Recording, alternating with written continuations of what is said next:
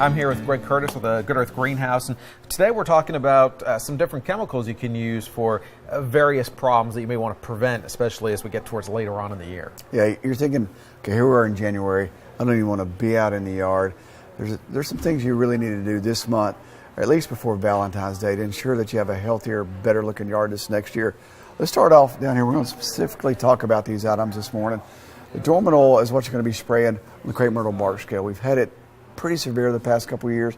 So as long as the nights are going to be above freezing, which even in January, early February, that does happen, and the days are say in the 40s, then you just coat the tree down to smother the scale that's on there. You might not even see the scale out there right now, Jeff, but you put it on there and it just it smothers them as it warms up. And then as far as weeds, there's not a lot out there if you were diligent about putting your pre-emerge, but you got to be specific, just like with the Dorminol and the weeds that are out there. This product here, the weed-free zone, is made for temperatures below 45 degrees.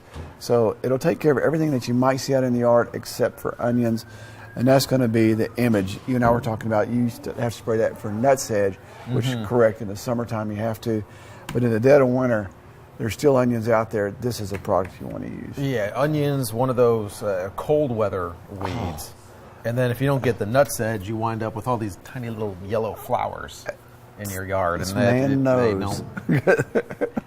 And they're impossible to pick out. You don't want to pull them out. No. And then the other thing you want to start thinking about, because what will happen in June and July is people will be coming in saying, my dog's got stickers on their paws, or my kids are out in the backyard and they got stickers. Now's the time, especially if you didn't apply in the fall, pre-emerge. We use this one here, it's the ornamental weed and grass stopper. What I like about this is you can put it in the flower beds all the way across the yard, so it's really hard to mess this one up. Even if you apply it a little bit heavy, which most guys like to do, a little more, a little better, you're not going to mess up with this. But you really want to get this one out before Valentine's Day. Yeah, and what I guess should be known about pre-emerge is it doesn't really do anything for any weeds that are out there now. It won't get rid of them. It just prevents or helps prevent new ones down the line, but it's not going to kill any weeds that are out there now. It is encouraging. Over all these years, you're starting to retain something. Thank you so much. See, every once in a while, something sticks. You're learning. Good job. He is 100% correct with that. That's about all the time we have for this week. Join us back here next week for the Good Earth Greenhouse.